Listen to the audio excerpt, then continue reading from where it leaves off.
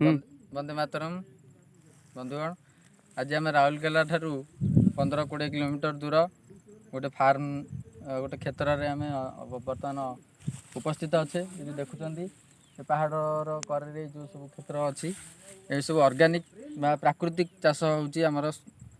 हरे कृष्ण भाई अच्छा से कृषि गुरुकुल राउरकेला कृषि गुरुकुल रही से ट्रेनिंग नहीं तालीम प्राप्त हो 10-15 वर्षर अभिज्ञता पर से आसिक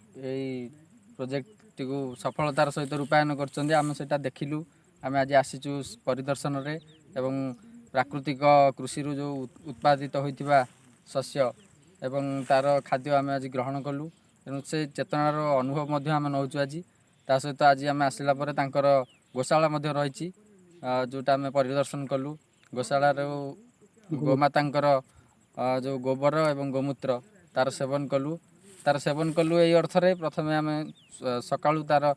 गोमूत्र पानर जो विधि रही जहाँ विषय आमको हरे कृष्ण भाई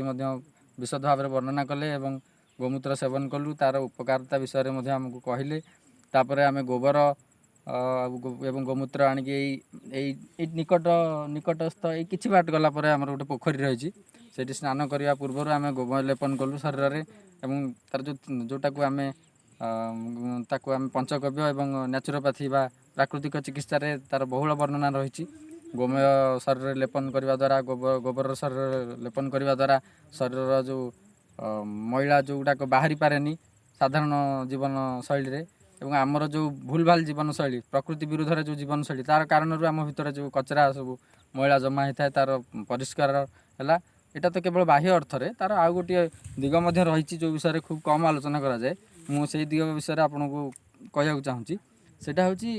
तार आध्यात्मिक दिग या जे आम जेहेतु गोमाता को आम माँ बोली स्वीकार करुचे पुराण शास्त्र से कहते तेणु माँ जो पंचगव्य जो रही गव्य सेगुड़िक सब शरीर सते जमी प्राणी मानकर उपकार प्राणी मानकर आवश्यकता जमी माँ तैयारी करछि तो जमी केवल आम केवल क्षीर बा घी विषय आम बहुत जानीचे किंतु तार भल गुण विषय आम जानीचे किंतु गोबर एवं गोमूत्र तार केवल आम जानीचे चाष प्रयोग करा जाए किंतु वास्तविक ता नुहे तार आमर शरीर में तार व्यवहार रही जोटा कि आम लेपन करके आज से अनुभव कलु से विषय आगु पढ़ी शुणी जानी किंतु से अनुभव आज से जो दिव्य अनुभव आम लाभ कलु गोमूत्रर मर्दन द्वारा आम शरीर में जमी आम तेल लगौचे सेमती गोमय मर्दन द्वारा आमर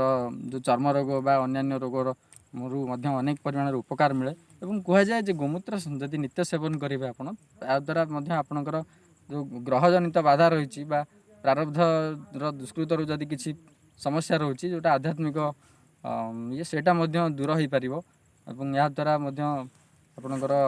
जो आधिभौतिक आधिदैविक और आध्यात्मिक त्रितापरू आपण रक्षा पाई गोमातांकर कृपारू आज से अनुभवटा है एवं यापर आम ये आदिवासी अंचल रही सेठारे अन्य भाई भौणी मैंने अच्छा जो मैंने को ट्रेनिंग दौरान आमर हरे कृष्ण भाई केमी प्राकृतिक खेती करवा बर्तमान जो अंतर्जातीय षड्यंत्र शिकार होकर आम रासायनिक दिग को जाइए सेठारू केमी आम नेचर को फेरिबा केमी आम प्राकृतिक जीवन शैली को फेरिबा केमी आम सहज जीवन शैली जहाँ आम भारतर वार्ता थिला दिने भारत विश्व को यही वार्ता दौला आम केमी सहजरे जीवन यापन करवा प्राकृतिक जीवन शैली बंचवा कौन कारण कौन षड्यंत्र कारण आम एवं अधपतित होकर आम से पुराणा परंपरा को आम भूली जाइए से जिनटा को आम आउ थे फेरवाई जो चेष्टा कर हरे कृष्ण भाई तांकू माने अंतर गभीरतम प्रदेश मु धन्यवाद दूची और व्यक्तिगत भाव में आम जो मैंने आसीचु आम आज परिभ्रमण समस्त तरफ से चली आमर देखे से आमर चली बर्तमान गोष्ठी चर्चा चली यार केवल केमी आमर ये विषय प्रचार हम एवं केमिया विषय आमर प्रचार प्रसार हम ये प्राकृतिक कृषि केमी प्रचार प्रसार हम यार ही से बर्तमान आलोचना चली गुरुकुल विषय एवं आमे ता विषय आहरी नुआ नुआ आपण को खबर एवं नुआ नुआ चर्चा आम आगू को आणिमु आ बर्तमान ये धन्यवाद।